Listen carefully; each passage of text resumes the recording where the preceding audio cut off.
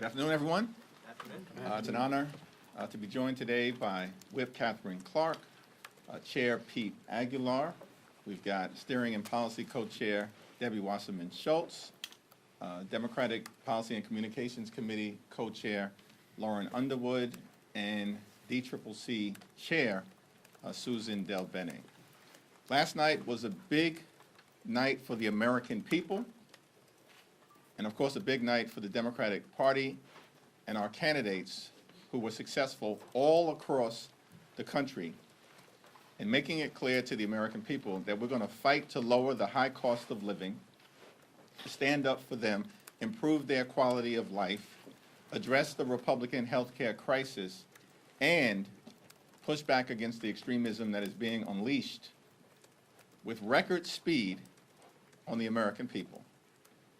It's clear that last night was also a decisive repudiation of Donald Trump and failed Republican policies. America is too expensive. The cost of living is way too high. Donald Trump and Republicans promised that they would lower costs on day one. Costs aren't going down, they are going up. Inflation is going up. Housing costs out of control. Grocery costs out of control. Child care costs out of control. Electricity prices through the roof.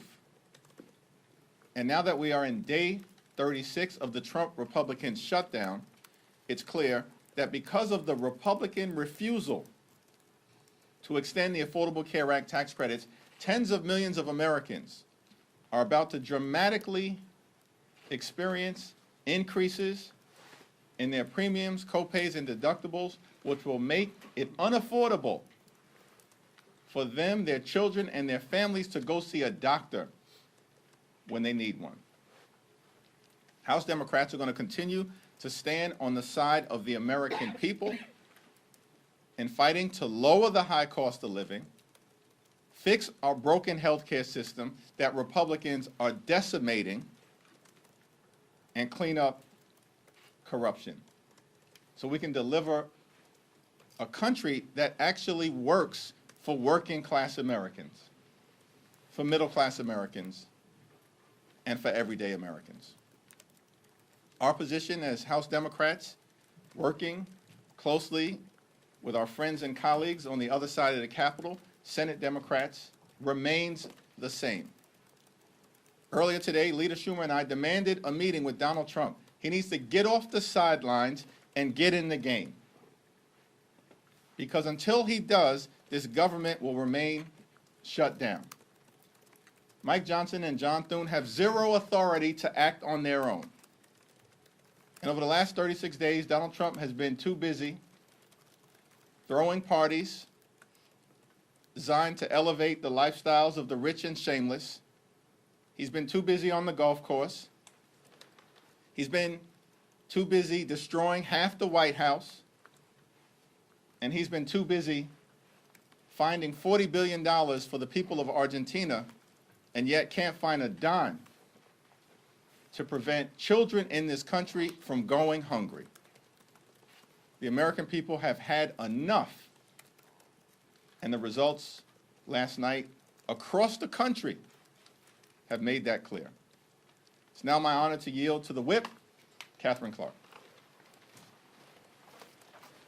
Thank you so much, and good afternoon, everybody. It is truly a privilege to stand with this leadership team, and a special thanks to our leader, Hakeem Jeffries, for his moral clarity and tenacity. And here's what the voters told us last night.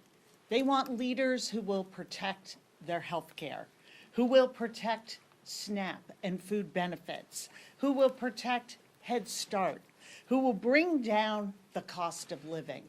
That is the mandate of the American people, to prioritize the budgets of working people over the demands of billionaires. That's what the American people want, and that is what Democrats are going to keep fighting for. And at some point, the Republicans need to hear what the people are saying, because it's clear. They are saying enough is enough. They see through the Republican spin They see through the games. They see the last year for what it is, a string of back-to-back broken promises. There is nothing left for the Republicans to do but get back to work. It's not too late to stop these premium hikes. It's not too late to fully fund SNAP and Head Start, Medicaid, Medicare, and the ACA. Our message to the Republicans is clear. Come back to work. Reopen government. Stop cowering and start governing. And I am glad to turn over the podium to our partner in governing, our chairman, Pete Aguilar. Thank you, Whip Clark. There's no doubt about it. Americans rejected the Trump agenda in red districts, in blue districts, and in purple districts. And the reason is clear. Donald Trump and his henchmen, time and time again, have abused the American people, from firing federal workers to raising costs with tariffs, taking away health care, gutting food assistance, all of that. And the American people fought back last night, and they made their voices heard. Americans made it very clear that they understand Republicans are fighting for the billionaire class, while Democrats are fighting for health care and lowering the costs that they face every day. We're so pleased for our past and present colleagues, Mikey Sherrill and Abigail Spanberger, as they ascend to the governor's mansions in their respective states. And I'm so thankful that Californians showed that they want fair elections and would not allow Donald Trump to rig the 2026 election, just like he tried in 2020. Across the country, the message of affordability was loud and clear and resonated with the American people, who are facing record high prices thanks to the Trump agenda. The American people are begging Republicans to put an end to this chaos, and we hope Donald Trump will listen. Leader Jeffries, for your hard questions. Questions? Chad, Oh, okay. I didn't know. Thank you. Good afternoon. you back with that microphone again? Always with the microphone. Attached to the hip here. So, you wrote to the president demanding a bipartisan meeting. Why do you think, based on how things have gone over the past 36 days, that any meeting now would be different than the meeting you had back in late September? Well, that's a good question, because we've seen nothing but irresponsible behavior from Donald Trump subsequent to the meeting that we demanded then, that he reluctantly agreed to. But 36 days later, where thousands, hundreds of thousands of hardworking federal employees are being forced to work without pay, where Donald Trump has unlawfully withheld SNAP benefits to children and seniors and families and women and veterans who are at risk of going hungry. The fact that tens of millions of Americans right now, as we are in open enrollment, are realizing that their premiums, copays, and deductibles are about to skyrocket in ways that will make health care unaffordable. And Donald Trump's clear acknowledgement that the American people are holding Republicans accountable for shutting down the government. The only way to move forward with a bipartisan negotiation is for the president to get off the sidelines and get in the game, so we can reopen the government, enact a bipartisan spending agreement, and decisively address the Republican health care crisis in a manner consistent with what Marjorie Taylor Greene and other traditional swing seat Republicans, whose seats are now at grave risk, have indicated needs to happen. But his attitude seems no different than it was in late September when we talked. Unfortunately, we've seen a lack of presidential leadership, and we've seen this in a variety of different ways from the very beginning of this term. It's a my way or the highway approach. That's the reason why Republicans have shut the government down up until this point. But it's not working for the American people, and they're going to have to change course. Leader Jeffries. Thank you. Leader Jeffries. Leader Jeffries. How hard will it be to hold the main second district now that Mr. Golden is dropping out? And then also, can you comment on this nascent bipartisan talks in the Senate? There's a promise of an ACA vote in the Senate. It seems like some moderate Democrats would go for that to reopen the government. We're going to take back control of the United States House of Representatives, so let's be very clear about that. When we flipped the House in 2018, we were 24 seats short. And in that cycle, we won 40 seats. 24 seats short, and we won 40 seats. Based on the environment that we now know exists, which as Democrats, we've been telling you for the last several months is the reality, but now it's been confirmed by the American people. And House Democrats being only 3 seats short. And thanks to what was done in California with respect to Prop 50, and this strong Democratic response across the country in state after state after state, and stay tuned because more is coming, Republicans are going to be unable to gerrymander their way into rigging the midterm elections. That scheme is over, buried, dead in the ground. And so we're going to take back control of the House and fight for every inch of territory. Congressman Goldman is a good man. He's a patriot. He served this country overseas, fought hard, risked his life, and has spent the last several terms working hard on behalf of the people of Maine. He's going to finish out his term. He will be missed, and we're going to hold that seat. Let me also yield to Susan Delbene. I just will reiterate what the leader said. I commend Jared for his incredible service to the people of Maine and to our country as a Marine, as a state legislator, as a member of Congress. It is a hard job on his family, and so I wish him the best in it, and his ongoing, and will continue to have the honor of working with him for the rest of this term, but we absolutely intend to keep that seat. Leader Jeffries. Part two of my Yes, question, though, was let's- on the Hold on, what was part two? bipartisan talks in the Senate in exchange for a vote on the ACA subsidies. Some senators are saying they may be willing to vote for a CR. What's your thoughts on that? Our view remains the same, that we will consider in good faith anything that emerges from the Senate, as long as it's bipartisan, that reopens the government. It has to decisively address the Republican health care crisis. We'll evaluate it on the merits. We remain in close communication with our Senate colleagues from Leader Schumer on down. Leader Jeffries, last night in New York, Zoran Mamdani made no apologies about being a democratic socialist. Are you personally really comfortable with having a socialist running your city? Zoran Mamdani is the mayor-elect of the city of New York, and it's incumbent upon everyone to make sure that he's successful. Leader Jeffries. Leader Jeffries. Second round? I want to ask about the Venezuela briefing today. Do you feel like you received a sufficient briefing from the administration, or do you need more information? More information.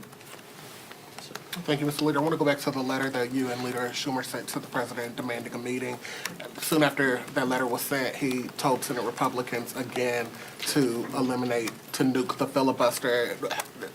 Does that give you, any indication that he is interested in bipartisanship if he's telling Senate Republicans after you and Leader Schumer demanded a meeting to try to find a bipartisan solution, that he is in fact interested in bipartisanship? Donald Trump continues to own this shutdown.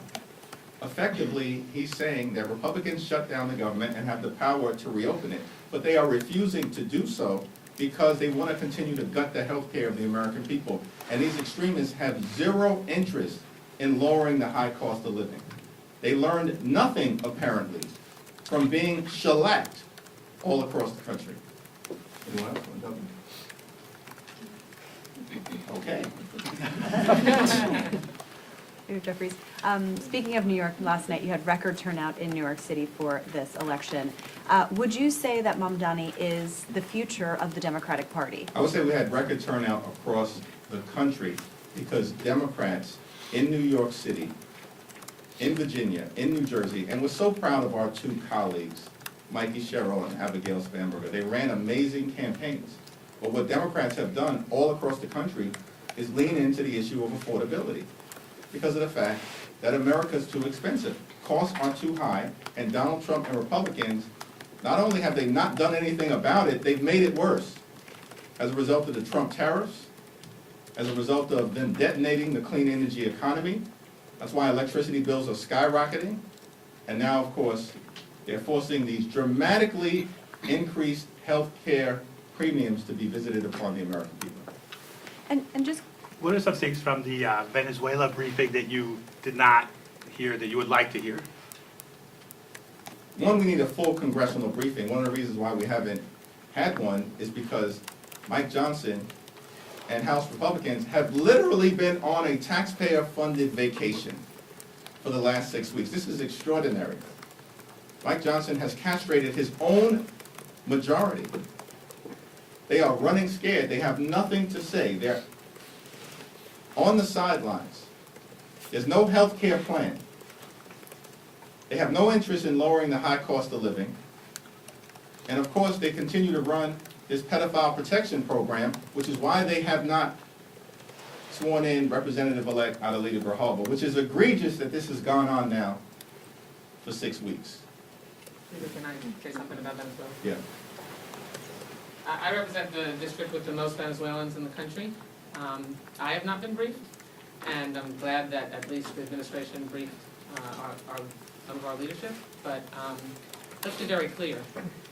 This administration lifted sanctions on Maduro, is allowing his regime to be enriched by oil profits, allowing money to flow into the coffers of oil companies, and at the same time engaging in extrajudicial killings with no evidence, short-circuiting what our normal process would be to ensure that you could have witnesses, if you arrest them, who can point you to the top of the food chain when it comes to the drug cartels.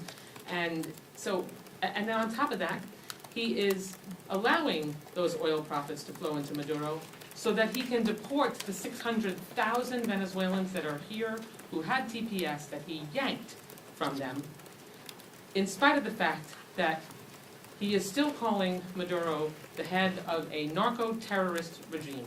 How can you justify sending 600,000 people back to a narco-terrorist regime and suggest that safety there has improved? He's a hypocrite. He could care less about Venezuelans or any other Hispanic community, which is why, with the ICE roundups that have taken place for months, you saw huge shifts yesterday in Hispanic communities' voter turnout, flipping from leaning towards Trump to leaning towards Democratic candidates.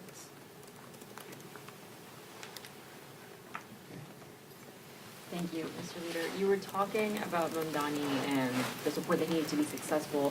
What does he need to do in order to be considered a success for Democrats?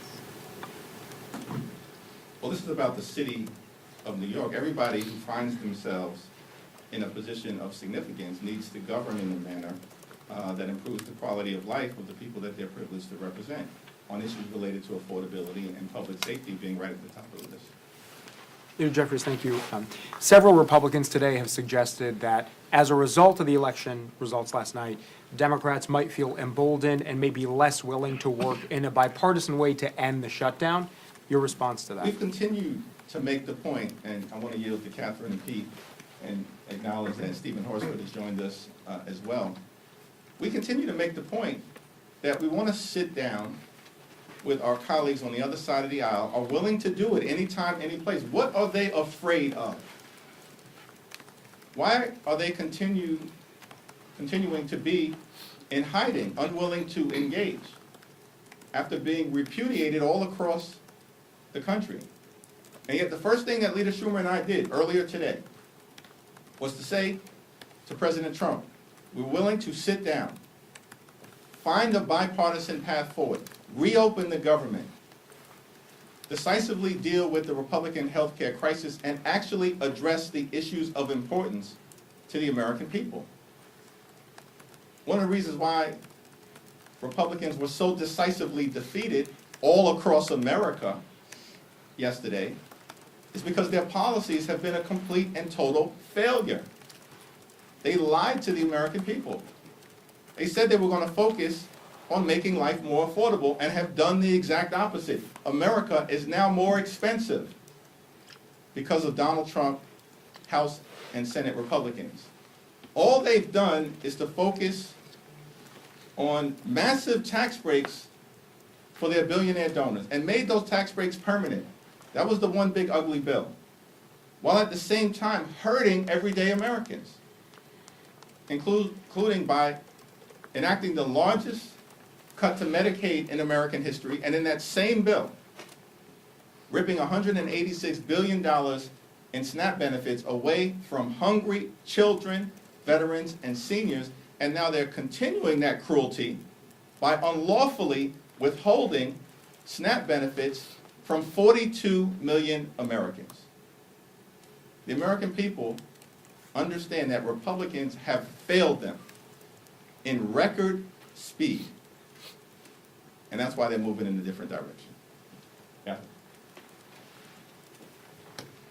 I have to say that comment, I mean, I just don't know how they wake up each morning and come up with sort of a new low. Since they took office in January, since Donald Trump became president in January, there has been no extension to the Democrats, no desire to come and work with us. There was a CR back in March, our budget, take it or leave it. Then they went into their budget through the reconciliation process, take it or leave it.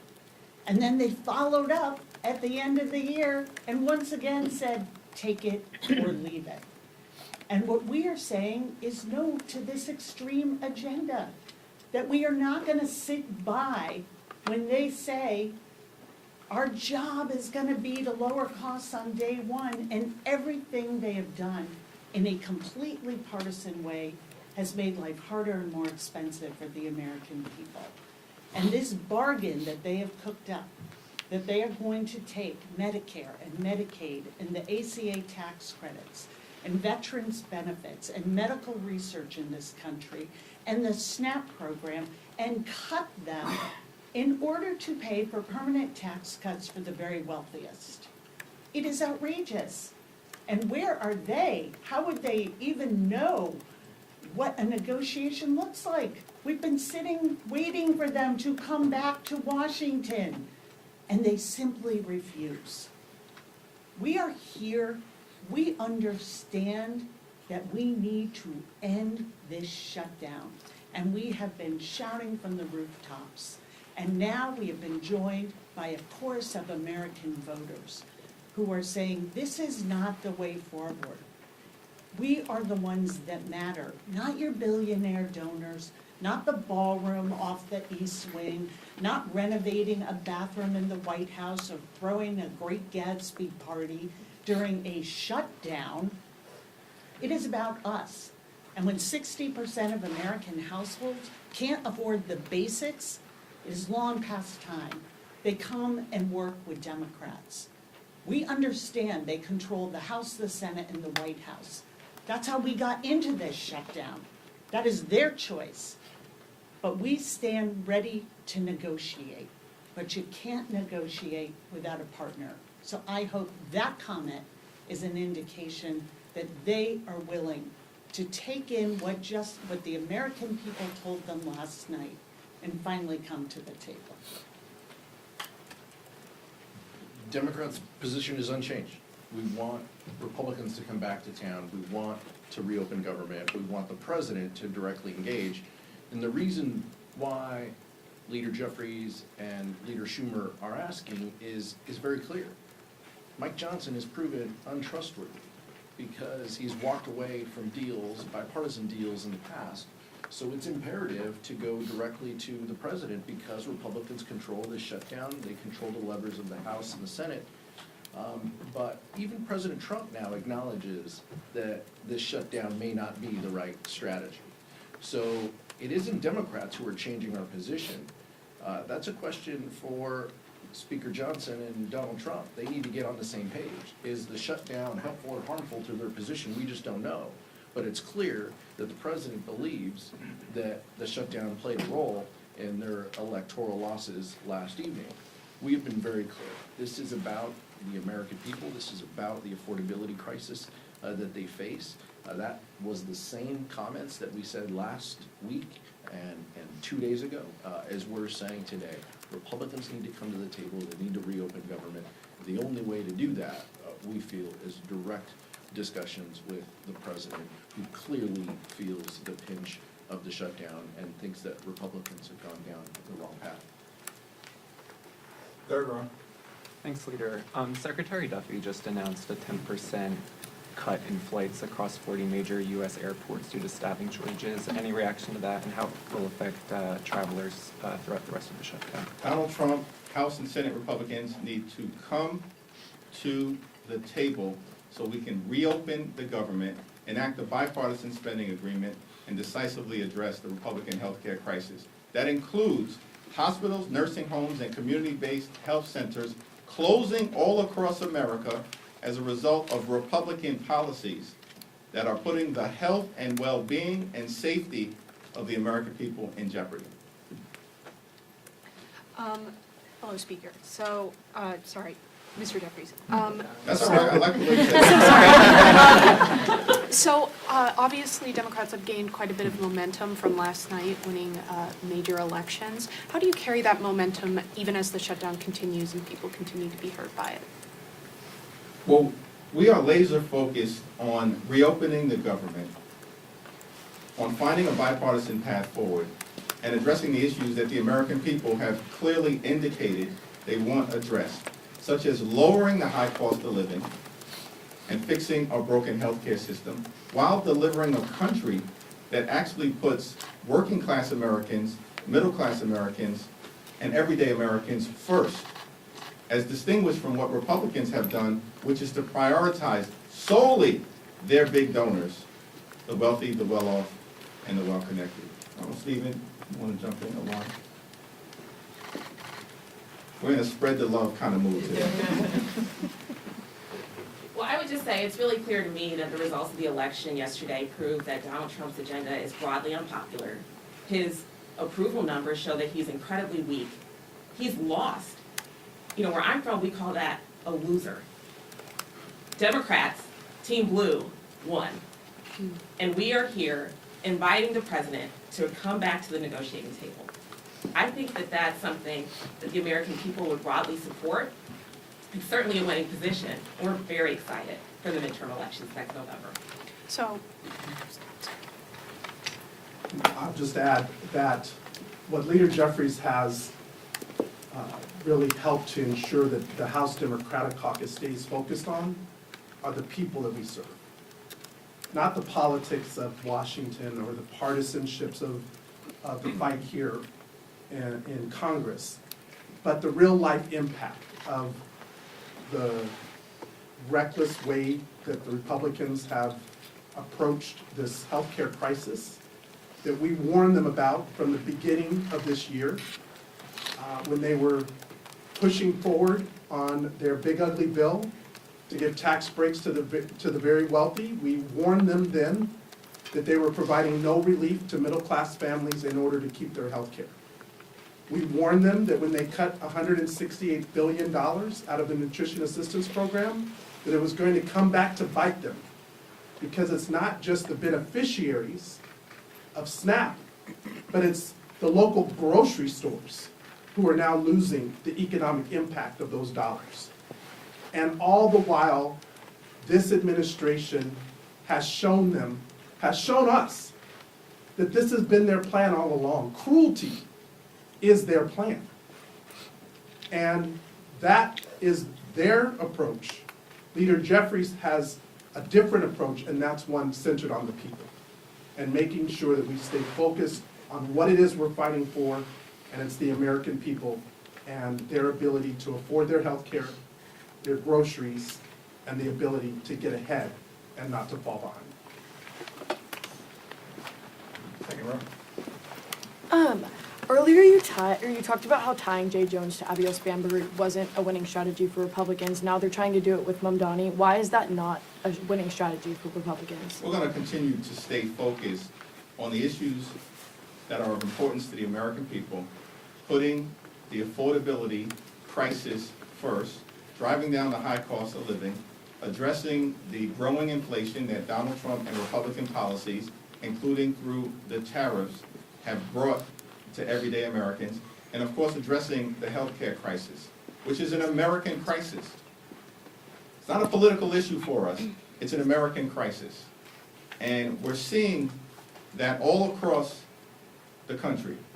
In fact, the 5 states that will be most impacted as a result of the Republican failure to extend the Affordable Care Act tax credits are West Virginia, Wyoming, Alaska, Tennessee, and Mississippi.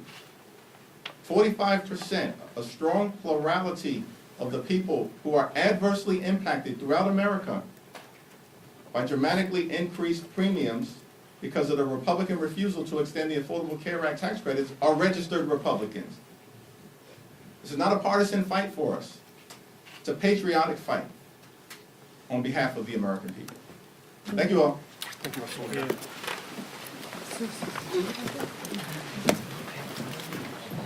I just send you my article. Which one?